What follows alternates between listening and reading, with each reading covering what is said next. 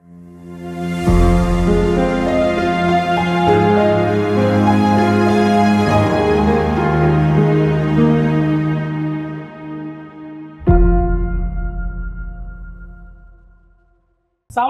வணக்கம். நம்ம இன்னைக்கு சந்திக்க ஒரு பிரபலம் சொல்லணும் அவசியம் இல்லை.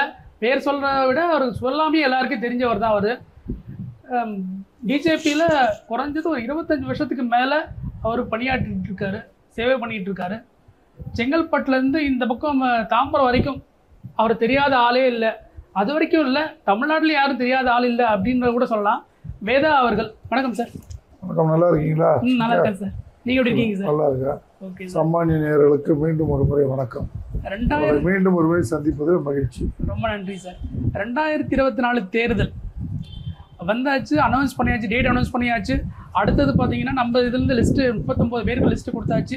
இன்னும் இதுலேருந்து என்ன சொல்கிறது, காங்கிரஸ் தான் இன்னும் கூட ஒரு 2 பேருக்கு அனௌன்ஸ் பண்ணலை அப்படி சொல்லிட்டு இருந்தாங்க. இன்னும் கூட பயமாக இருக்கா என்னன்னு தெரியல. திருநெல்வேலியில் யார் நிற்க வைக்கிறது, அப்படி கடைசி நேரம் வரைக்கும் யார் நிற்க வைக்கிறதுன்னு தெரியாத அளவுக்கு பயமாக இருக்காங்க போல இருக்குது. அதுக்கு முன்னாடி நம்ம இப்போ முக்கியமான ஒரு தொகுதி பிஜேபியை பொறுத்த வரைக்கும் கோயம்புத்தூர் ஒரு ஸ்டார் தொகுதியாக மாறி இருக்கு. நம்ம அண்ணாமலை அவர்கள் அங்கே மாநில தலைவர் அங்கே நிற்க போகிறாரு. நீங்கள் அதை பற்றியான உங்களுக்கு கருத்து என்ன? காங்கிரஸ் கட்சியை பொறுத்தவரை இது ஒன்றும் புதியதில்லை. காங்கிரஸ் கட்சி வரலாற்றை எல்லாம் நீங்கள் உற்று நோக்கி அதுவும் பின்னோக்கி பார்த்தீங்கன்னு சொன்னால், முதலாக முன்னாள் நிதியமைச்சர் ப. சிதம்பரம் அவர்கள் முதல் முறையாக போட்டியிடுகின்ற பொழுது அவர்கள் அறிவித்த வேட்பாளர் வேறு, மறைந்த அவர் ஆர்.வி. சுவாமிநாதன் அவர்கள். ஆனால் அவருக்கு பிஃபார்ம் கொடுத்து, அதான் நாமினேஷன் டேட்லாம் முடிஞ்சு மனு தாக்கல் செய்கின்ற நாளையெல்லாம் தாண்டி வேட்புமனு வாபஸ் வாங்கும்போது சின்னத்திற்கான படிவத்தை கொண்டு சேர்க்கின்ற போது ஒரு வேட்பாளர்களை மாற்றுவார்கள். அதனால் திருநெல்வேலி என்ன, மாயவரம் என்ன, அவர் அதாவது டேத்தின் இதுன்னு சொல்லுவாங்க. வேட்பாளர்கள் யாரை போடுவதுன்றதுக்குள்ள மிகப்பெரிய குழப்பத்தில் இருக்காங்க. தலைவர் அண்ணாமலை அவர்கள் பொறுத்தவரை கோவை என்பது இருக்கக்கூடிய சூழ்நிலையாக பார்த்தோம். எல்லாரும் எதிர்பார்த்து, இந்த நாடு எதிர்பார்த்து தலைவர் அண்ணாமலை அவர்கள் 2026க்கான ஒரு மாற்று வேட்பாளராக, இந்த மாநிலத்திற்கான ஒரு மாற்று வேட்பாளராக மக்கள் தான் யோசித்தாங்க. ஆனால் இன்றைக்கு பாரதிய ஜனதா கட்சியினுடைய அகில பாரத தலைமை, இன்றைக்கு அனைத்து தலைவர்களும் இதை எந்த அளவிற்கு முக்கியமாக, இதை ஒரு தமிழகத்தினுடைய தேர்தல் களத்தை முக்கியமாக இருக்கும் என்று யோசித்துப்பார் என்று சொன்னால், இன்றைக்கு தலைவர் அண்ணாமலை போன்றவர்கள், மத்திய அமைச்சர் எல் முருகன் போன்றவர்கள், ராஜ்யசபா மெம்பர் அல்லது ஆளுநராக பணியாற்றி ஒரு ஆளுமை மிக்க தலைவராக மக்கள் மத்தியில் இருந்த அக்கா தமிழிசை சவுந்தரராஜன் போன்றவர்கள், இவர்கள் எல்லாரையும் இன்னைக்கு களத்தில் இறக்கியிருக்காங்க. ஆகவே என்னை பொறுத்த கோவையை பொறுத்த வரைக்கும் அதற்கென்று ஒரு தனி இது இருக்கு. கோவை நீலகிரி என்பது இன்றைக்கு தமிழகத்தினுடைய ஒரு முக்கியமான வளரப்போகின்ற, வளர்ச்சி அடைய போகின்ற பகுதி என்று சொன்னால் கோவை, நீலகிரி போன்ற கொங்கு பகுதிகள். அங்கே பல்வேறு திட்டங்கள் இருக்குது. குறிப்பாக நீங்கள் கடந்த 10 ஆண்டுகளாக பார்த்தீங்கன்னா பாரதிய ஜனதா கட்சியினுடைய பிரதமராக நம்முடைய நல்லாட்சி நாயகன பிரதமர் திரு நரேந்திர மோடி அவர்கள் பொறுப்பேற்ற பிறகு நீங்கள் இந்த 2 பேரையும் கேளுங்க, 38 வாங்கினவனையும் கேளுங்க, 39 வாங்கினவனையும் கேளுங்க, இவங்க என்ன சொல்லுவானுங்க, மோடி ஆட்சி வந்தால் எங்களால் ஒன்றும் செய்ய முடியல. அப்புறம் நீ எதுக்கு நாடாளுமன்றத்துக்கு போகிறேன், உட்காந்து பஜ்ஜி சொஜ்ஜி சாப்பிட்டு இந்த அவர் ராஜா சொன்னார் அது மாதிரி இந்த வெஜிடேரியன் போண்டா சாப்பிட்றதா போனீங்க. சரி, நீங்கள் மோடி மேலே குறை சொல்லக்கூடியவர்கள், நீங்கள் எத்தனை கான்ட்ராக்ட் எடுத்து இந்த கொங்கு பகுதியில் கோயம்புத்தூர்லாம் ரோடு போட்டீங்க, நீலகிரிஸ்லாம் திட்டம் கொண்டு வந்தீங்க. ஏதோ திட்டத்தை கொண்டு வந்தீங்களா? மாநில அரசாங்கம், மத்திய அரசாங்கம் கொடுத்த நிதியிலிருந்து மாநில அரசாங்கம் எக்ஸிக்யூட் பண்ண அந்த ஸ்கீம்ஸாக இருக்கட்டும், அல்லது மத்திய அரசாங்கம் நிதி இல்லாமல் தற்சார்பற்று மாநில அரசாங்கம் கொடுக்கக்கூடிய நிதிகளாக இருக்கட்டும், கொரோனா காலகட்டத்திலே பல்வேறு குற்றச்சாட்டுகள் மத்தியிலே ஆட்சி நடத்தினவர்கள் தான் இவர்கள். ஆகவே இன்றைக்கு இதெல்லாம் யோசிச்சிருப்பாங்க தலைமை. தமிழகத்தில் ஒரு மாற்றம் வருவதோடு மட்டுமல்லாமல், இன்னும் சொல்ல போனால் காங்கிரஸ் கட்சியினுடைய பழைய பிரதமர் ராஜீவ்காந்தி சொன்னதை போல டெல்லியிலிருந்து மக்களுக்காக செல்லக்கூடிய எந்த விதமான திட்டங்களிலும் எந்த ஊழல் நேரடியாக மக்களுக்கு போகணும் யோசிச்சிருப்பாங்க. அப்போ தமிழ்நாடு ஒரே வழி முக்கிய தலைவராக நிற்கணும்னு தலைவர் அண்ணாமலை நிற்க வச்சுருக்காங்க. எங்களை போன்ற அதீத நம்பிக்கை, மிகவும் நம்பிக்கையாக இருக்கின்றோம். மக்கள் அன்பை பெற்று அவர் நிச்சயமாக நாடாளுமன்றத்துக்கு செல்வதோடு மட்டுமல் தமிழகத்தினுடைய கோவையுடைய குரலாக, கோயம்புத்தூர் நாடாளுமன்ற தொகுதியினுடைய குரலாக மட்டுமல்லாமல் ஒட்டுமொத்த தமிழ் இனத்தின், தமிழ் சமுதாயத்தின், தமிழக மக்களின் வளர்ச்சிக்கான அடையாளமாக இந்த முறை பாரதிய ஜனதா கட்சியுடைய தலைவர்கள் யாராக போட்டியிடக்கூடிய 39 நீங்கள் பார்த்தீங்கன்னா பாரதிய ஜனதா கட்சியுடைய வேட்பாளர்கள் பட்டியலை பாருங்க நீங்கள். அதாவது 400 தேடின்றது கரெக்டா இருக்கு. எல்லா ஸ்டார் கண்டிப்பா 400 இறக்கிருக்கீங்க. 400 ஸ்டார் கேம்பெயினர்ல இல்ல, 400 தேடி மட்டும் இல்ல, அதையும் தாண்டி யோசிச்சிருப்பாங்க. வட பகுதியான தமிழகத்தில் பார்த்தீங்கன்னு சொன்னா 10 நாடாளுமன்ற தொகுதியில் திண்டுக்கலை தவிர்த்து 9 நாடாளுமன்ற தொகுதிகளில் இன்னைக்கு பாட்டாளி கட்சி நம்முடைய பாட்டாளி சொந்தங்கள் போட்டிடுறாங்க. அதில் பார்த்தீங்கன்னா 54 சட்டமன்ற தொகுதியில் 52 சட்டமன்ற தொகுதிகள் வந்து இன்றைக்கு அந்த சமுதாய மக்கள் இருக்கக்கூடிய வன்னியர் சமுதாய மக்கள் இருக்கக்கூடிய, உதாரணத்துக்கு காஞ்சிபுரம் எடுத்துக்கோங்க.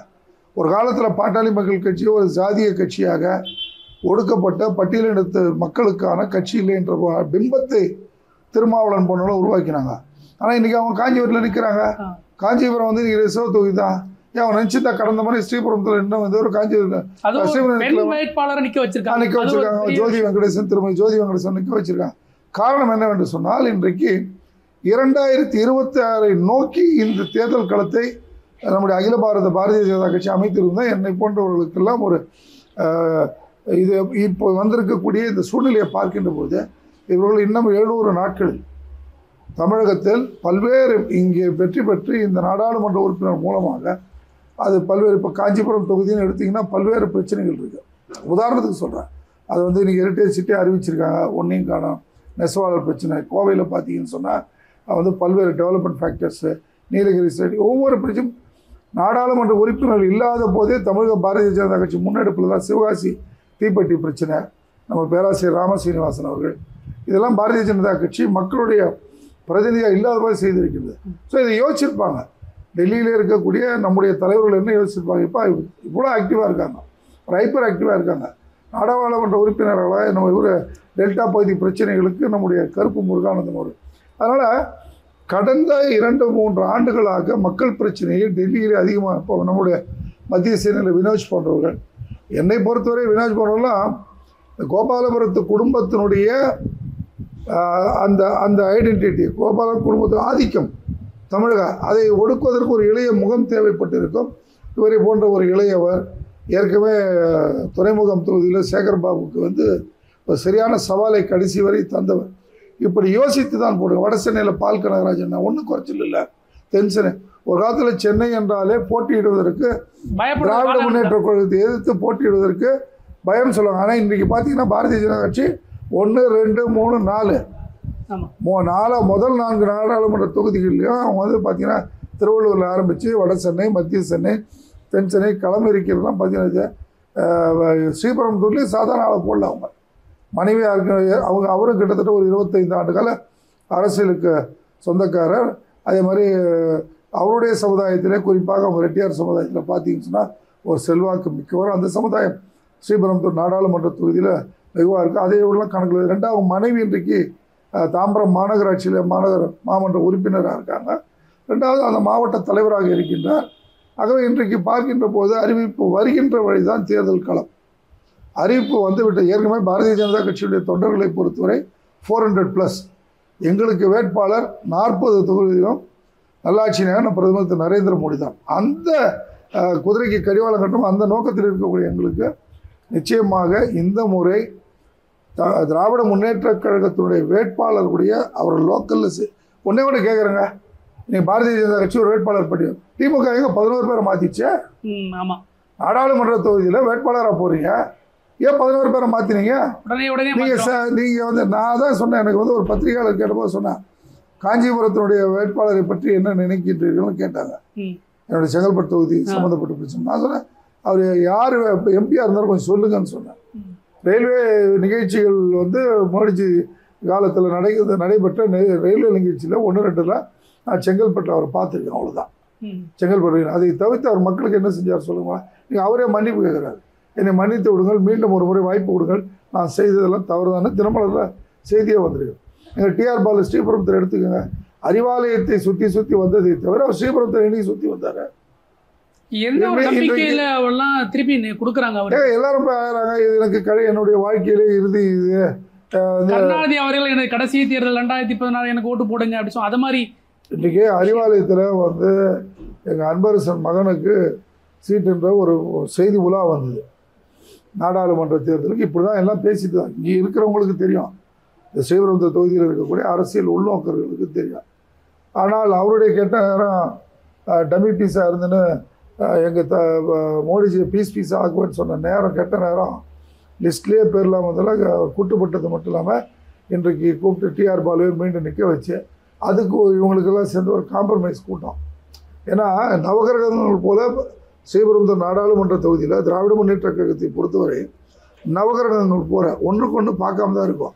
தாம்பரம் சட்டமன்ற உறுப்பினர் எங்கள் ராஜா அண்ணனாக இருக்கட்டும், இல்லைன்னா இங்கே இருக்கிற பல்லாவரம் ஈகா அவர்களாக இருக்கட்டும், அல்லது மதுரவாயிலாக இருக்கட்டும், எங்கே பார்த்தாலும் இவங்க கட்சியினோட அமைப்பும் மக்கள் பிரதிநிதியாக இருப்பவர்கள். அதனால் கீழே வரைக்கும் கவுன்சிலர் வரைக்கும், கவுன்சிலர் வந்து ஒரு குரூப் எம்எல்ஏவோட இருப்பாங்க, ஒரு குரூப் அமைச்சரோட இருப்பாங்க. இப்போ இதெல்லாம் வந்து ஒரு தேர்தல் காலத்தில் வந்து மிகப்பெரிய இந்த பிணக்குகளை சரி செய்யவில்லை என்றால் அது வந்து நம்ம டிஆர் பாலு அவர்களுக்கு இது வரணும். இதற்காக ஒரு கூட்டத்தை போட்டு முதல்ல கூட்டமே இவங்களை அமைதிப்படுத்துவதற்கான இவர்களை ஒருங்கிணைப்பார் கூட்டம் நடத்த. நீங்கள் எதை செய்தாலும் நீங்கள் உங்களுடைய மணி பவர் மசில் பவர் சொல்கிறாங்கள பணநாயகத்தாலேயோ அல்லது உங்களுடைய இந்த தொண்டர்களை நீங்கள் வந்து குண்டர்களாக பயன்படுத்துகின்ற காட்சியில் அரங்கேறினாலும் ஒன்று நிச்சயம், மக்கள் அன்பை இந்த முறை தேசிய ஜனநாயக கூட்டணி வேட்பாளர் தமிழகத்தில் முழுவதும் பெறுவார். அதில் ஸ்ரீபெரும்புதூரில் மிக அதிகமாகவே இருக்கும். ஏன்னால் இன்றைக்கே எங்கள்கிட்ட கேட்குறாங்க, ஒரு பக்கம் மக்களுக்கு தாமரைக்கு செல்வாக்கு இருக்கக்கூடிய பகுதியில் பல இருந்தாலும் அவங்க என்னென்னா அது மாதிரி என்னச்சு இது மாதிரி ஆயிடுச்சு, என்ன சார் இப்படி ஆயிடுச்சு சொன்னாலும் அவர்கள் சொன்னது மூப்பனார் கட்சியை சார்ந்தவர். ஊழலுக்கு ஒரு வலிமையான பாரதம், வளமான தமிழகம், ஊழலுக்கு ஒரு கப்பல் போக்குவரத்து துறை அமைச்சராக மத்தியில் இருந்து கை நீட்டி ஒரு ஊழல் குற்றச்சாட்டு சொல்ல முடியாது.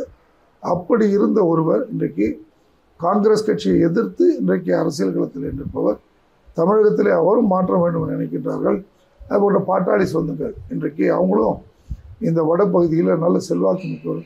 அவருடைய வேட்பாளர்கள் இன்றைக்கு சைக்கிள் சின்னத்தில் கொடுத்தாலும் இன்றைக்கு தெளிவாக எங்கள் ஆட்களே எங்களுக்கு இப்போ என்ன யோசனை பண்ணிட்டாங்கன்னா, இப்போ வேடிக்கை பார்த்தீங்கன்னா தெரியும், இந்த ஸ்ரீபெரும்புதூர் பார்லிமெண்ட்டில் 5 கிளைகளுக்கு, அதாவது 5 பூத்துக்கு இருக்கக்கூடிய சைக்கிளில் போக ஆரம்பிச்சிட்டாங்க. இப்போ காலையிலேருந்து 2 வீலரில் போகாமல் சைக்கிளில் போகிறாங்க. இன்னும் நானே கேட்டேன் எங்கள் மண்டலத்தில், நான் என்ன ஆனால் ஒரு உடம்புக்கு ஒரு எக்ஸசைஸ் ஆகிப்போச்சு, மக்களும் சின்னத்தை வேகமாக எடுத்து செல்லணும்னு நினைத்தோம்.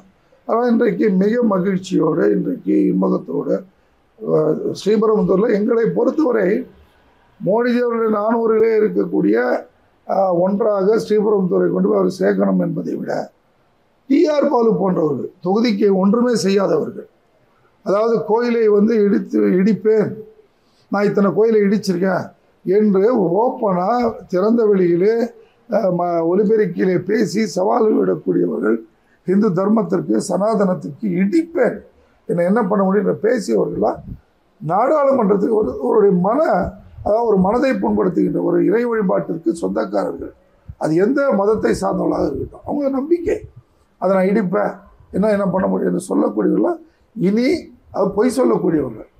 அவர் பேசுகிறாரு, 20 கோடி மக்கள் ராத்திரியில் உணவு இல்லாமல் தூங்குறாங்கன்றாரு. யார் ஒரு டிஸ்டிலரி கம்பெனி நடத்தி ஊரெல்லாம் கொள்ளையடித்து பல்வேறு நிலங்களை இன்றைக்கு வறண்ட பூமியாக மாற்றியவர்கள், இன்றைக்கு சாராயத்தில் சம்பாதிக்கக்கூடியவர்கள், இவர் பேசக்கூடிய பேச்சா 20 எந்த காலத்தில் இருக்க, யார் அந்த ரெக்கார்டு சொல்லியிருக்காங்க? இப்படி தேர்தல் காலத்திலே பொய் பேசுகின்றவர், தேர்தல் காலத்தில் மக்கள் விரோத செய்தி. அடுத்த கேள்வி அதான் கேட்கணும்னு நானும் நினைச்சேன். பிரச்சாரம் எப்படி அமைய போகுது அப்படின்றத கேட்கணும்னு நினைச்சேன். நீங்களே சொல்ல ஆரம்பிச்சிட்டீங்க. பிரச்சாரங்கள் தெளிவாக இருக்கும். மூன்று தேர்தல் ஆணையத்திற்கு எங்களுடைய நன்றியை சொல்ல வேண்டும் என்று சொன்னால், இந்த பிரச்சார யுக்திகளுக்கு இந்த பணபலம் மிக்க பிரச்சாரம்லாம் முடிஞ்சு போச்சு. இப்போது நீங்கள் சோஷியல் மீடியாவில் என்ன சொன்னாலும் நீங்கள் மக்கள் அந்த பகுதியிலே களப்பணியாளர்கள், அரசியல் கட்சி களப்பணியாளர்கள், ஏன்னா மக்கள் எல்லாத்தையும் பார்த்துருவாங்க. நீங்கள் எல்லாம் யூடியூப்பில், உங்களுடைய ஃபேஸ்புக்கில், இன்றைக்கி வாட்ஸ்அப்பில், இன்ஸ்டாகிராமில், இன்றைக்கு இதில் வந்து எல்லா சமூக வலைதளங்களும் எல்லாம் வந்து மக்கள் வாயை திறக்கும் போதே அடுத்து அவங்களுக்கு ஆமாம் நம்ம இங்கே பேசுறது அவன் அடுத்த நிமிஷம் பார்த்துக்கணும். ஆனால் இருந்தாலும் கூட இந்த மாதிரி பொய் பிரச்சாரம் இருக்கு பாருங்கள். அதுவும் திமுகன்னு சொன்னாலே அது குறிப்பாக டிஆர் பாலு அவர்கள், நான் ஒன்றை விட்டு கேட்குறேன், தென்சென்னையிலே நாடாளுமன்ற தொகுதியில் ஜெயிச்சார்ல, சொன்னது எதை செஞ்சு கொடுத்தார் சொல்லுங்கள்? ஒரு பாலத்தை கூட ஒழுங்க கட்ட தெரியாதவர் தான் டிஆர் பாலு. அது எந்த பாலமாக இருந்தாலும் சரி, தென் சென்னையில் அமைந்த பாலங்களாக இருக்கட்டும், இல்லை இன்றைக்கி தாம்பரத்தில் அமைந்திருக்கும் ஒன்று. இரண்டாவது, அவர் வந்து ஒரு செல்வாக்கு மிக்க அந்த சாலை சொல்லுவார், நீங்கள் நாங்கள் 1 கிலோமீட்டர் அவ்வளோ போட்டேன்னு சொல்லுவார். ஆனால் அன்றைக்கு இருந்த வேகம் என்ன? ஸ்ரீபெரும்புதூர் நாடாளுமன்ற தொகுதிக்கு மழை வெள்ளம் காலங்களில் என்ன பண்ணார் அவர்? அல்லது நாடாளுமன்ற தொகுதியில் கொரோனா காலத்தில் எங்கே போயிருந்தார்? கொரோனா காலத்தில் ஓடி ஒழிந்து கொண்டவர்கள், அன்றைக்கு களத்தில் நின்று வேலை பார்த்தவர்கள், ஆர்எஸ்எஸ் பேரியக்கம், பாரதிய ஜனதா ஒரு தேசிய சிந்தனை கொண்டவர் மக்கள், நாங்கள் உயிரை துச்சமென மதித்து உயிருக்கு ஆபத்து இருக்குன்னு தெரிஞ்சும் வீதிகளுக்கு போனோம்.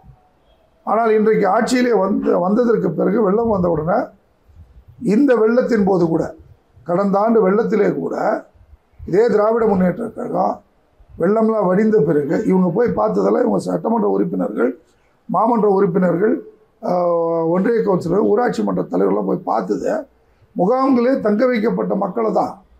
அன்றைக்கி படகை எடுத்து போட்டு கடலூர்லேருந்து அங்கேருந்து படகை எடுத்து வந்து ரோட்டுக்கு போகணும். அவளை தடுத்தவர்கள் இந்த ஆட்சி. தாம்பரத்தில் கூட அது ஒரு பிரச்சனை. ஆமாம், அதை தடுத்தவர்கள் இவங்க ஆட்சி. மக்களுக்கு செய்கிறான். ஏன்னா தன்னார்வல தொண்டு நிறுவனங்கள் நீங்கள் வந்து மக்களுக்கு சேவை செய்வதை, மக்களுக்கு தொண்டு செய்வதை தடை செய்த ஆட்சி இந்த ஆட்சி. இவனுங்க வந்து இன்றைக்கி சொல்கிறானுங்க 20 கோடி மக்கள் பட்டினி 1.5 மணி டிஆர் பால் அவர்கள் புரிந்து கொள்ள வேண்டும். இன்றைக்கி களத்தில் இறங்கிட்டாங்க. அவர் நினைக்கிற மாதிரிலாம் வந்து படுத்துக்கிட்டு ஜெயிப்பேன்னு பேசிகிட்டு இருக்காரு. அவர் என்னென்ன பேசுகிறாரு, என்ன மனநிலையில் இருக்கார், எந்த அளவுக்கு அவர் ஓவர் கான்ஃபிடென்ஸில் இருக்கார், அரகன்ஸோட உச்சியில் இருக்கார் அவர்லாம். இன்றைக்கு பேருக்கு அண்ணா திராவிட முன்னேற்ற கழகம் பார்த்தீங்கன்னு சொன்னால் பேருக்கு ஒரு இவரை போட்டிருக்காங்க. ஏன் அண்ணா திராவிட முன்னேற்ற கழகத்தோட முன்னோடிகள் நிற்கிறது. இப்போ ஸ்ரீபெரும்புதூர் எப்படி ஒரு மாவட்ட தலைவர் வந்து தமிழ் மாநில காங்கிரஸ் ஒதுக்கப்பட்டு தான் அவங்களுடைய மாவட்டத்தில் அவங்க மாவட்ட செயலர் வந்து சிட்லப்பா ராஜன் நிற்க வேண்டியதுன்னா, இல்லைன்னா பெஞ்சமின், இல்லைன்னா மினிஸ்டராவது விடுங்க, அவர் வந்து மாவட்ட செயலர். இப்போ வந்து நான் லிஸ்ட்டில் சொல்கிறேன், பெஞ்சமின் முன்னாள் அமைச்சர் இருக்கார்ல மதுரையில், அவர் நிற்க வேண்டியதுதானே? இல்லைன்னா அங்கே போன அலெக்சாண்டர் முன்னாள் எம்எல்ஏ அம்பத்தூர், அவர் நிற்க வேண்டியதுதானே? இல்லை பழனி அவர் நம்ம ஸ்ரீபெரும்புதூருடைய பொது தொகுதியில் அந்த வேட்பாளர் நிற்க வைக்க வேண்டியதுனா, அவர் பழனியை நிற்க வைக்க வேண்டியதுனா? அல்லது ஸ்ரீபெரும்புதூர் நாடாளுமன்றத்தில் ஆலந்தூரில் அவங்களுக்கு என்ன வேட்பாளரே இல்லையா? நீங்கள் வந்து இன்றைக்கு மருத்துவர் பிரேம்குமார் அவர்கள்னு சொல்லிட்டு அவரை கொண்டு வந்து நிற்க வச்சுருக்காங்க. சார் அவங்க ஏற்கனவே சொல்லிட்டாங்க சார், நாங்களாம் பங்காளி, நாங்கள் 2 பேரும் பங்காளி தான், நாங்கள் அடிச்சுப்போம். அதே பாரதிய ஜனதா கட்சி சொல்லிட்டாங்களே அவங்க தான். அதே இதெல்லாம் வந்து அவங்க கதை எங்களுக்கு தெரியும். இந்த முறை யார் மாதிரி இருக்குமோ, இது நான் ஏற்கனவே சொல்வதை போல இதை வந்து தலைவர் அண்ணாமலையோட பிஜேபி, நீங்கள் என்னதான் வந்து அன்கோ போட்டாலும் சரி, நீங்கள் என்னதான் தேர்தல் நெருங்க உங்கள் பங்காளித்தத்தை ஏற்படுத்தி, ஏன்னா லாஸ்ட் டைம் அப்படி தான் நடந்துச்சு. கடந்த முறை பாட்டாளி மக்கள் கட்சியுடைய வேட்பாளர் மருத்துவர் வைத்தியலிங்கம் அவர்கள் ஸ்ரீபெரும்புதூர் நிற்கும் போது இந்த வாக்குகளை பாருங்கள்.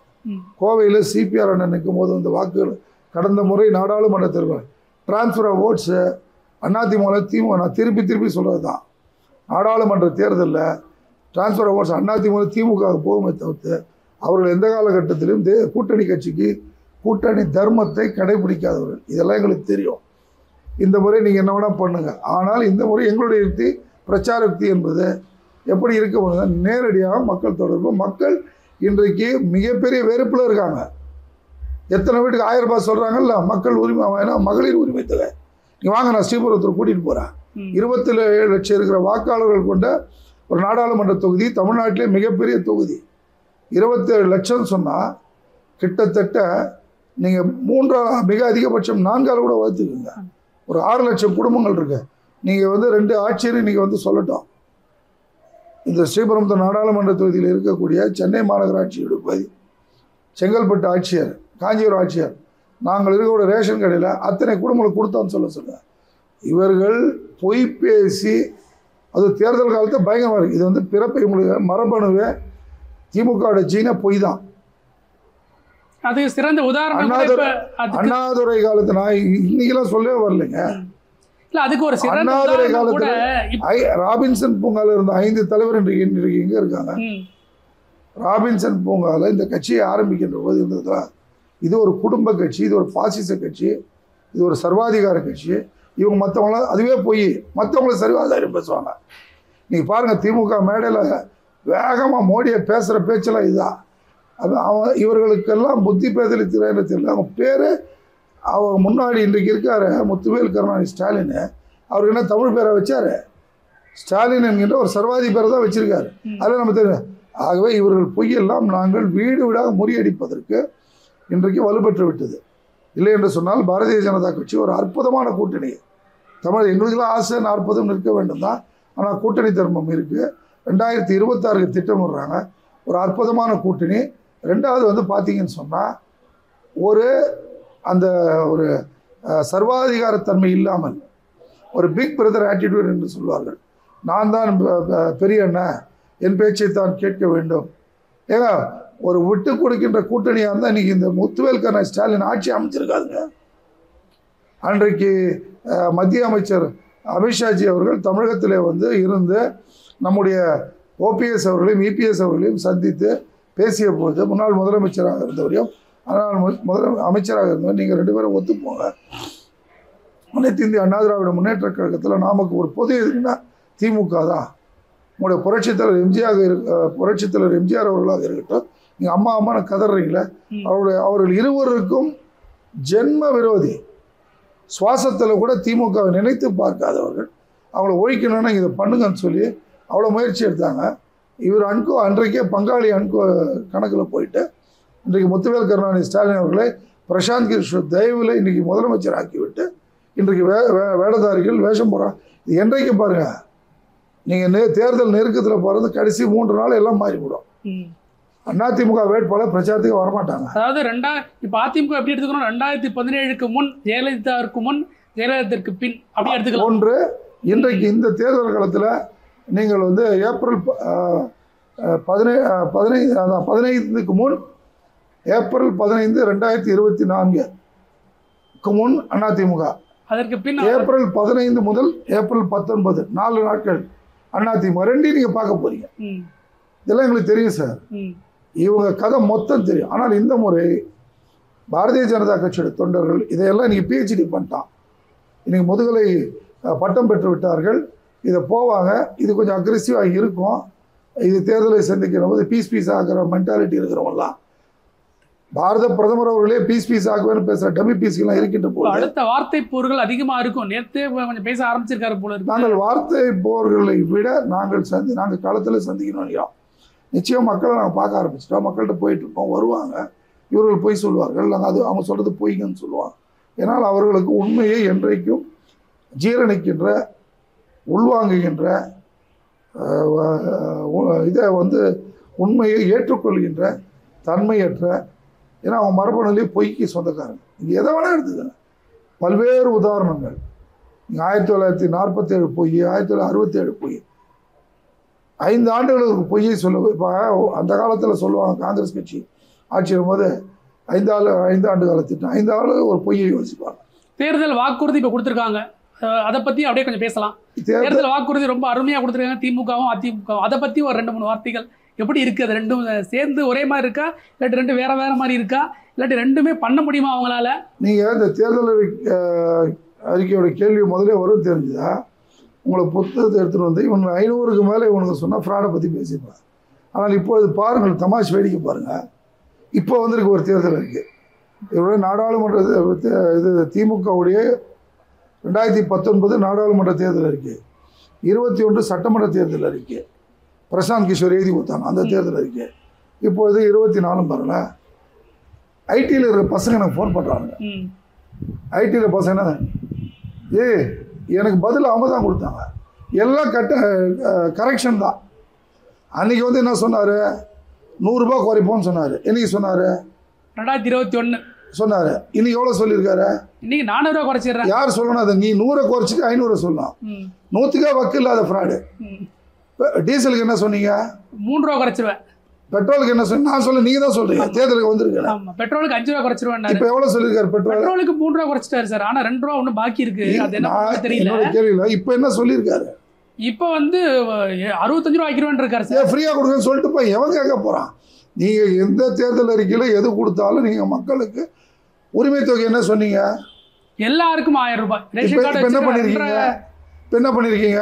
எப்போ கொடுத்தீங்க? தகுதியானவர்கள் தேர்தல் வரப்போகுதுன்னு தெரிஞ்சு தகுதியானவன்னு ஆரம்பிச்சிங்க. அப்போ அந்த 23 மாதம் துட்டு யார் கொடுப்பான்? ஒரு விஷயம் புரிஞ்சுக்கோங்க, திமுகவை தேர்தல் இருக்கின்றது, அது இன்னைக்கு இல்லை, நான் தான் சொன்ன மரபுல அது தேர்தல் போகஸ் அறிக்கை. எப்போவுமே திமுகவை பொறுத்தவரை அதுவே நீங்கள் மாற்றம் இப்படி யோசிங்க. நாம் ஏன் அதை வந்து எதிர்முறையாக சிந்திக்கணும், நேர்முறையாக சிந்திங்க. பிஜேபி தேர்தல் அறிக்கை எடுங்க, 2014 எடுங்க, 19 எடுங்க, 24, ஏதாவது ஒன்று சார். 52லேருந்து சொல்லி வர ஆதர்ஷ கொள்கையான பாரதிய ஜனதா கட்சியினுடைய அந்த ஆர்டிகல் 370லேருந்து ராமராலயம் அமைப்பதுலேருந்து எல்லாம் தொடர்ந்து அது ஒரு பக்கம் விட்டுடுங்க. இது எங்களுடைய கொள்கை ரீதியான சித்தாந்த ரீதியான அறிக்கை, அதையும் செஞ்சு காட்டியிருக்கோம். மக்களுக்கு 14 என்ன சொன்னார், 19 என்ன சொன்னார், ஊழலற்ற நிர்வாகம் 14 சொன்னார். இன்ன வரைக்கும் கை காமிச்சு மோடிஜி அவர்கள் இதில் ஊழல் பண்ணியிருக்காரு சொல்லுங்க. விவாத பொருள் மோடிஜி சொன்னார், இன்றைக்கு கரண்ட் கொடுப்பேன், 1000 நாட்களில் மின்வசதி இல்லாத கிராமங்களே இந்தியாவில் இருக்காதுன்னு சொன்னார். 900 நாட்டில் முடிச்சு காட்டினார். இப்போ கடந்த மாதிரி 295 தேர்தல் அறிக்கை சொல்லியிருக்காரு. எடுத்து வச்சுப்போம், சேலஞ்ச் பண்ணுறேன், நீங்கள் யாரை கூப்பிடுங்க, எக்ஸ்பர்ட்டை கூப்பிடுங்க, நானும் ஒரு டிஸ்கஷனுக்கு. ஒரு தேர்தல் அறிக்கையாவது பாரதிய ஜனதா நிறைவேற்றலன்னு சொல்லுங்க பார்க்கலாம். 295 நடத்திட்டு நாங்கள் அதில் சொல்லாத எல்லாம் செஞ்சோன்றதையும் இன்றைக்கு மக்கள் மத்தியில் கொண்டு போயிட்டு இருக்கோம். மாதிரி பல திட்டங்களை இன்றைக்கு பல்வேறு நிர்வாக சீர்திருத்தங்கள். அதே மாதிரி இந்த அதிமுக கொடுத்தது சார், அதிமுக வந்து 1000 ரூபா, இவர் 3000 ரூபான்றாரு. அது போன வருஷம் 2500 இப்போ அப்படியே கொஞ்சம் டபுள் ஆக்கி 3000 சொல்றாரு. அது எப்படி? இந்த திராவிட இயக்கங்களுடைய தேர்தல் அறிக்கையை அது ஏதோ ஒரு கடமைக்கு வெளியிடுறது தான். கடமைக்கு வெளியிடுவதோடு மட்டும் இல்லாமல் அதில் சால சிறந்தவர்கள் யோசிக்கிற, ஏன்னா யோசிக்கிற தன்மையே கிடையாது அவனுங்களா. சரி, அவங்களுடைய யோசனையில் என்ன இருக்கும், ஆட்சியை பிடிக்க வேண்டும், காசு சம்பாதிக்க வேண்டும், அப்புறம் திருப்பி ஆட்சி மாற்றம் வேறும் பங்காளியோட கைகோர்க்க வேண்டும். இப்படிதான் எங்கே சார் மக்களுக்கு யோசிச்சு வந்து தேர்தல் அறிக்கை என்பது என்ன? நான் என்னை தேர்ந்தெடுத்தால், இந்த தொகுதியிலே என்னை தேர்ந்தெடுத்தால் நான் இந்த தொகுதி மக்களுக்காக இதை செய்வேன். இது தொகுதிக்காரன் சொல்லுவான். ஒரு மாநிலத்தில் இருக்கக்கூடிய தேசிய கட்சியாக இருந்தாலும் அது வந்து நான் வந்து காஷ்மீரில் அதை பண்ணும் இதை பண்ணுன்னு தமிழ்நாடு பாரதிய ஜனதா கட்சியோட தேர்தல் இருக்காது. அவன் என்ன சொல்லுவான், தமிழகத்திற்கு இதையெல்லாம் இங்கிருந்து நாடாளுமன்ற உறுப்பினர்லாம் போய் செல்லுகின்ற போது இத்தனை முறை எங்கள் தேர்தல் வரும்போது பாருங்கள் சொல்லுவாங்க. ராஜாண்ணன் தலைமையில் ஒரு குழு அமைத்து இன்றைக்கு 1 கோடி கருத்து கேட்டு தேர்தல் அறிக்கை இன்றைக்கு பாரதிய ஜனதா தயார் பண்ணியது. அதில் இன்றைக்கு எங்களுடைய தாம்பரம் சட்டமன்ற தொகுதியில் கூட 41 யோசனைகள் மக்கள் மத்தியில் பெற்றிருக்கோம். எதைனா நாங்கள் அந்த மாதிரி யோசித்து ஒரு இவங்க தேர்தல் அறிக்கலாம். அது நீங்கள் சொன்னீங்களா, ஆண்ட கட்சி பங்காளி கட்சி நம்ம இபிஎஸ் அந்த கட்சியை கூட பாருங்கள், வேடிக்கையாக இருக்கும். நாங்கள் வந்து எங்களுடைய அம்மாவுடைய 9 ஆண்டு 10 ஆண்டு கால ஆட்சியில் நடைபெற்றது சொல்லி நான் கேட்குறேன் ஒரே ஒரு விஷயம். அது 10 ஆண்டு இன்றைக்கி இருக்கிற இவருடைய 2 வருஷமாக இருக்கட்டும், மத்திய அரசாங்கத்தினுடைய நிதி உதவி பெற்ற திட்டங்கள் இல்லாமல் நீங்கள் முன்னெடுத்த திட்டங்கள் எவைன்னு சொல்லுங்கள். காலை சிற்றுண்டி யார் கொடுக்குறது? என்ன ரேஷியோவில் பணம் வருது? இன்றைக்கு வந்து ஸ்ரீ பள்ளிக்கூடங்களில் வந்து கைது போகிறீங்கள, நீங்கள் இப்போ புதிய கல்விக் கொள்கையை ஏற்றவங்க தானே நீங்கள். இன்றைக்கு எத்தனை திட்டங்கள் இது போன்ற தோல் உரிச்சிடும். இப்போ உருகி தான் போகிறோம். திராவிட முன்னேற்ற கழகம், ஏன்னா இன்றைக்கி வந்து எங்களுக்கு முதல் எதிரியே திராவிட முன்னேற்ற கழகம் தான். அதிமுக விட்டுங்க, அது ஜோக்கர் பீஸ் ஆகிடுச்சு. இன்றைக்கு இபிஎஸ் அவருடைய ஏதாவது ஒரு ஸ்டால்வாட் நிற்கிறாங்களா? தென்சென்னை மட்டும் ஜெயவர்தன் மீண்டும் போட்டியிடான்னு சொன்னால் அது ஜெயக்குமார் அண்ணனுக்கு மெட்ராஸில் அரசியல் பண்ண முடியாது. வராது. அவர் வந்து இருக்கின்ற பொழுதே தன் மகனை கொண்டு வந்துட்டார். அவருக்கு வயசாகி போச்சு. அந்த டைனாஸ்டிக் பார்ட்டி வேறு எங்கேயாவது நான் கேட்குறேன், ஸ்ரீபுரத்தில் எடுத்துக்கோங்க, காஞ்சிபுரத்தில் இருக்கக்கூடிய அவங்களுடைய முன்னணி பட்டியலின தலைவர்களாக இருக்கட்டும், திருவள்ளூர் பட்டியலின தலைவராக இருக்கட்டும், டெல்டா பகுதியில் அவங்களுடைய மதுரை பகுதிகள் முன்னணி தலைவர்களே இல்லையா? அப்போது அவர்களே இப்போ பார்த்தீங்கன்னா எங்களுக்கு வந்திருக்கக்கூடிய தகவலாம் பார்த்தீங்கன்னா யாரெல்லாம் ஒப்பந்தக்காரர்களாக நெடுஞ்சாலை ஒப்பந்தக்காரர்களாக அவங்களோட அரசாங்கம் இருந்தபொழுது ஹைவே கான்ட்ராக்டர்ஸ் இப்படி ஒப்பந்தக்காரர் சம்பாதித்தவர்களை நிறுத்தி இருக்கின்றார்கள்.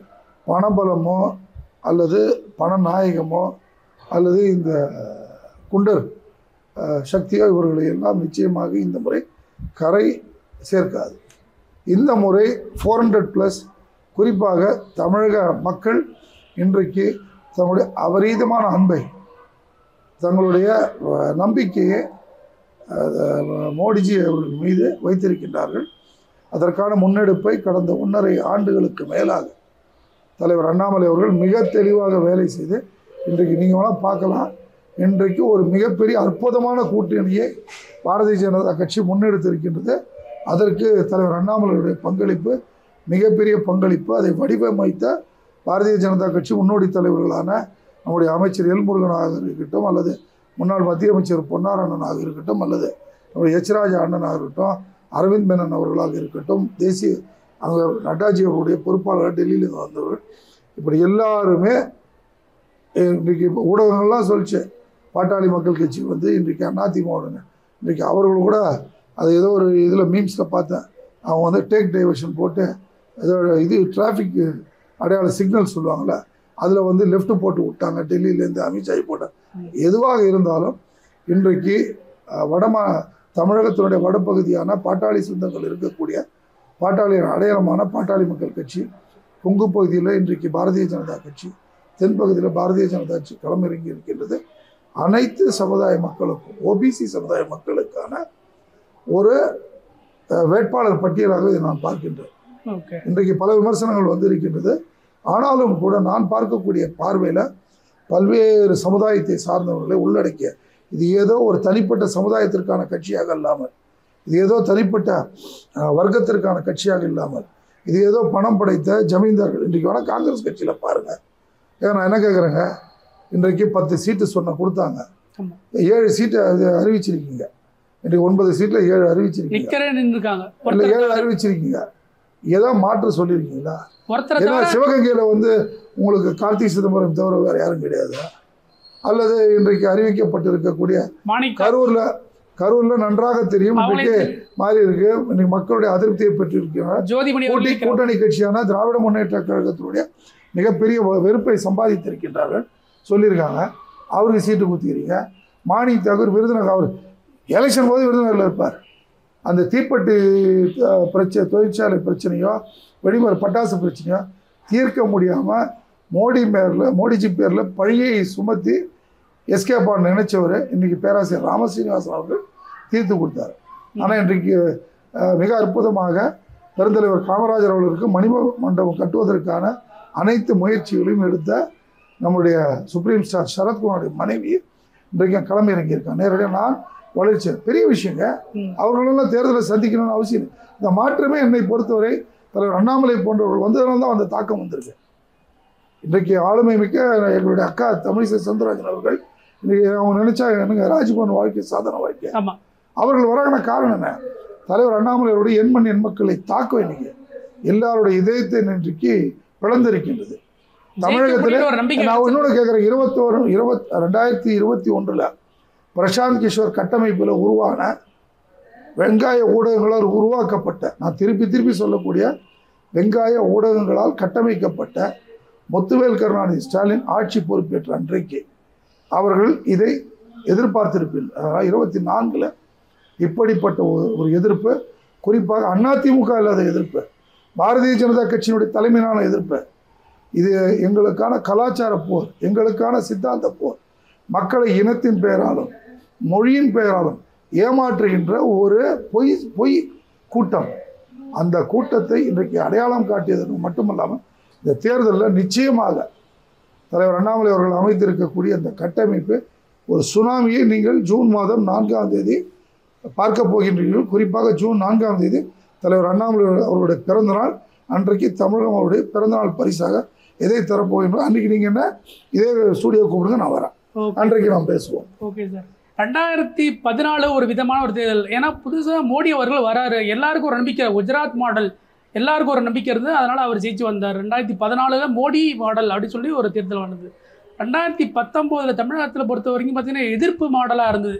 எதிர்ப்பு அலையில் வந்த அங்கே ஒரு அலை இருந்தது, 2019 ஒரு அலை இருந்தது. 2024 அலைகள் எதுவுமே இல்லை. ஆனால் மோடி அலை மட்டும் இந்தியா முழுக்க இருக்குது. ஏன்னா இந்தியா முழுக்க எல்லாருக்குமே தெரியும் மோடி அவர்கள் தான் நான் 3ஆவது முறையாக பிரதமர் ஆக போகிறாரு அப்படின்றது எல்லாரும் இந்தியா முழுக்க சொல்கிறாங்க. தமிழ்நாட்டை எல்லாரும் ஊர்ந்து கவனிக்கிறாங்க. ஏன்னா தமிழ்நாட்டில் ஒரு மாற்றம் வருமா, அண்ணாமலை நிகழ்த்துவாரா அப்படின்ற ஒரு எல்லாரும் உற்று நோக்குறாங்க தமிழகத்தை இந்தியா முழுக்க இருந்து. அது மாதிரி ஒரு மாற்றத்தை 2024 பார்க்கலாமா, பார்க்க முடியுமா, எப்படி இருக்க போகுது உங்கள் கணிப்பு? கடைசியாக 2 வார்த்தைகள். 25% ஓட்டு சதவீதம், 10 சீட்டு இல்லாட்டி 40 சீட், எந்த மாதிரி உங்கள் கணக்கு இருக்குது? இன்றைக்கு இருக்கக்கூடிய சூழ்நிலையில் நீங்கள் சொன்ன 2014, 19, 24 மூன்றும் பார்த்தோம் சொன்னால் Gujarat governance, model of governance, 19 வளர்ச்சியை நோக்கி இன்றைக்கு வந்து வளர்ச்சி அடைந்த பாரதம், ரெண்டாவது இன்றைக்கு வந்து அடுத்த தலைமுறைக்கான பாரதம் விக்ஷித் பாரத்தில் சொல்லிட்டாரு, கடைசி கூட சொல்லிட்டார். தமிழகத்தை பொறுத்தவரை நீங்கள் சொன்னதை போல் இந்த கோபேக் மோடி நெகட்டிவ் அலை இதையெல்லாம் கட்டமைக்கப்பட்டது. ஆனால் இன்றைக்கு ஆத்மார்த்தமாக பல்வேறு திட்டங்கள், அது சொன்னால் அதுவே ஒரு நீங்கள் 2 நிமிஷம் டைம் கொடுங்க, பல்வேறு திட்டங்களில் தமிழ்நாட்டில் பயன்பெற்றவர்கள் அதற்கு நன்றி கடனாக மோடி அவருடைய ஆதரவான அலை என்பதை விட தமிழக மக்கள் வெறுப்பு இன்றைக்கு எதிலே வந்ததுன்னா, இப்படிப்பட்ட நல்ல மனிதரை பொய் சொல்லி நம்மக்கிட்ட ஏமாற்றி இந்த இவன் வந்து முட்டாய் வைக்கிற கதையா, உப்பு போட்ட முட்டாய் விற்ற கதை கிராமத்தில் சொல்லுவாங்க, ஏமாற்றி விற்றுட்டான்ப்பா, பக்கத்து வீட்டுக்காரன் ஸ்வீட்டாக சொல்ல வாங்கிட்டேன், உப்பு கறிதான். அப்படி இன்றைக்கு அந்த சூழ்நிலையை பார்த்து விட்டார்கள். ஒன்று, நீங்கள் கேட்ட சதவீதம் 25 தாண்டும். இன்றைக்கு 20 நாடாளுமன்ற தலைவர் வந்து 25 சொன்னார். இன்றைக்கு 20க்கும் மேற்பட்ட நாடாளுமன்றத்தை பெறுவார் என்று நம்முடைய இந்திய ஜனநாயக கட்சியினுடைய தலைவர் பார்வையாளர். ஆனால் எங்களை பொறுத்தவரை களத்தில் அந்த கடைசி நான் சொன்ன பாருங்க, ஏப்ரல் 15 முதல் 19 வரை அதில் நிகழப்போகிற மாற்றங்களில் களத்தில் திமுகவுக்கு ஓட்டு போடுன்னு அதிமுக சொன்னான்னா, இவ்வளோ போட்ட இந்த மாதிரி இவர் சொன்னார் பாருங்க, யார் நம்ம பெரியார் அவர்கள் சொன்னாரா, திராவிட முன்னேற்ற கழகம் வாக்குகளை வாங்குவதற்காக ஒரு ஈவே ராமசாமி சொன்னார், வாக்குகளை வாங்குவதற்காக எதை வேண்டாம் செய்வார்கள். அதை இன்றைக்கு இந்த தலைமுறை பார்க்க போகின்றது. அதனால் ஏற்பட போகின்ற இந்த சுனாமி, அதனால தான் சொன்னேன், புரட்சி சுனாமியாக மாறி இன்றைக்கு நாடாளுமன்ற தேர்தலில் ஏற்கனவே தலைவர் அண்ணாமலை அவர்கள் 25ன்னு சொன்னார். தேசிய ஜனநாயக கூட்டணி அவர் சொன்ன கிட்டத்தட்ட 1 வருஷம் ஆச்சு. அது இந்த இலக்கையெல்லாம் தாண்டும். திராவிட முன்னேற்ற கழகம் மிகப்பெரிய தோல்வியை இந்த தேர்தலில் சந்திக்கும். அதை நீங்கள் பார்க்கத்தான் போகின்றீர்கள். நாமும் ஜூன் மாதம் 4ஆம் தேதி உங்களை சந்திக்கத்தான் போகின்றேன். பார்க்கலாம் சார். நானும் அதே தான் சொல்லணும்னு நினைச்சேன். 24 ஜூன் மாதம் 4ஆம் தேதி இதே மாதிரி ஒரு சாயங்கால நேரத்தில் நம்மளும் அதே பேட்டி எடுப்போம். ஒரு உத்தரவாதம் நான் வந்து கைபேசியில் வந்து உங்களுக்கு அன்றைக்கு கொடுக்க, ஏனென்றால் அன்றைக்கி எண்ணிக்கை இருக்கும். ஸ்ரீபெரும்புத்தூர் நாடாளுமன்ற தொகுதி மிகப்பெரிய தொகுதி. நாங்களாம் எண்ணிக்கையில் இருந்தாலும் எங்களுக்கு எப்படி இரவு 11 மணி 12 மணி ஆகிடும். ஏன்னா கடைசி பாக்ஸில் கூட இவங்க எல்லாத்தையும் மாற்றிடுவாங்க. தோல்வி பயம் வந்துச்சு, ஈவியுமே வேலை செய்யலன்றாங்க. நீங்கள் இவங்களோட கலாச்சாரம் பாருங்க. இப்போ ஆல்ரெடி திருமாவளவன் சொல்லிட்டார், அதை இவிஎம் வந்து இருக்கின்றார். இப்போ நேற்றுக்கு யாரும் பார்த்து யாரை பொன்முடி பேசுகிறாரு. ஏங்க 19 ஒரு அறிவுமான 19 தேர்தல் ஜூன் மாதம் 4ஆம் தேதி வரைக்கும் இவர்கள் எதை வேண்டுமானம் செய்வோம். நம்ம ஜாகிரா அந்த போட்டியில் தானே நீங்கள் சிஎம்மா நீங்கள். ஆகவே அப்போ நாங்கள் சொல்ல மாதிரி ராத்திரி 1 மணிக்கு இருந்து ராஜா அண்ணன் தாம்பரத்தில் எல்லாத்தையும் மாற்றிட்டாரு. நான் 2011 வேட்பாளராக நின்று 1% வாக்கை பெறுகின்ற போது கூட நான் கடைசி ஆளாகத்தான் எண்ணிக்கை அறையிலிருந்து அந்த கவுண்டிஸில் வெளியே வருவேன். அது ராஜா அண்ணனுக்கு தெரியும், சின்னையாக்கு தெரியும். அதே போன்று தான் ஒவ்வொரு தேர்தல். ஆகவே ஜூன் மாதம் 4ஆம் தேதி எல்லாம் எண்ணிக்கையில் இருப்போம். கடைசி வரைக்கும் இருந்து வெற்றியோடு சந்திப்போம். ஆனால் நிச்சயமாக நடுவில் எங்கேயோ வாய்ப்பு கிடைக்கின்ற பொழுது கைபேசியில் உங்கள் இணைப்பில் வந்துடும், கவலைப்படாதீங்க. நன்றி. பார்ப்போம். சாமானிய நேயர்களை மீண்டும் மீண்டும் என்னை அழைத்து அவர்கள் நம்முடைய கருத்துக்களை, எங்கள் எண்ண ஓட்டங்களை பதிவு செய்ய தாங்கள் எடுக்கக்கூடிய இந்த தரக்கூடிய இந்த வாய்ப்புகள் எல்லாம் இது தேர்தல் காலத்தில் இருக்கும். நீங்களும் தேர்தலை வந்து நீங்கள் ஸ்டூடியோவில் மட்டும் இல்லாமல் தேர்தலில் இருக்கக்கூடிய அந்த மக்கள் மனநிலை அவ்வப்பொழுது நீங்கள் பேட்டிகள் காட்டுவோம். ஆமாம், நீங்கள் வந்து சொல்ல வேண்டும். ஏன்னா இப்போ பொய் கட்டமைப்பு நிறைய உருவாகும். இது வந்து இந்தி கூட்டணி தமிழ்நாட்டில் அப்படி இப்படின்னு எல்லாம் தகர்த்தெறிய வேண்டும். ஒவ்வொரு பொறுப்பும் இந்த தேசத்தின் மீது, தூய்மையான அரசியல் மீது, நல்ல மக்கள் மீது அன்பு கொண்ட ஒரு சிந்தனை கொண்டவர்களுக்கு இருக்குது. அந்த கடமையை நாம் கடமையாற்றுவோம். நிச்சயமாக ஏப்ரல் 19 அன்று அனைவரும் காலையிலேயே 7 மணிக்கெல்லாம் வாக்குச்சாவடிகளுக்கு சென்று 100% வாக்கு இலக்கை நாம் பெறுவோம். Okay sir. நன்றி சார். நன்றி.